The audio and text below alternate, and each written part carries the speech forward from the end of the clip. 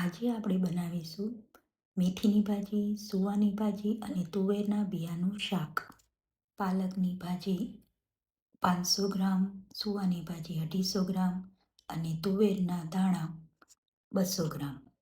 તુવેરના દાણા અને પાલકની ભાજીને સરસ રીતે બાફી લેવા. સુવાની ભાજીને બાફવાની નથી, એ ડાયરેક્ટ કાપીને જ નાખવાની છે.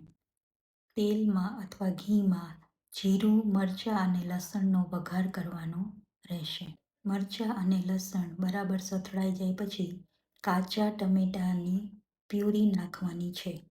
ટમેટાં સંતળાઈ ગયા પછી તેમાં મરચું, હળદર, ધાણા જીરું, મીઠું અને જો તમને ગરમ મસાલો પસંદ હોય તો તે પણ નાખી શકાય છે.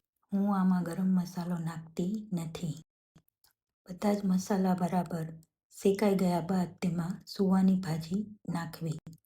સુવાની ભાજી ચડી ગયા બાદ તેમાં પાલકની પ્યુરી અને બાફેલા તુવેર દાણા નાખીને બરાબર રીતે મિક્સ કરી લેવું.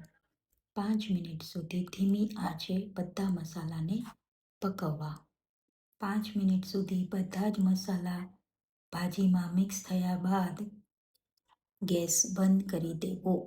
તો હવે તૈયાર થઈ ગયું છે સુવાની ભાજી, પાલકની ભાજી અને તુવેર દાણાનું શાક, જે તમે ભાત સાથે, ખીચડી સાથે, રોટલી સાથે, ભાખરી, બાજરીના રોટલા, મકાઈના રોટલા, ચોખાના રોટલા, જેની પણ સાથે ખાવું હોય તેની સાથે તમે ખાઈ શકો છો.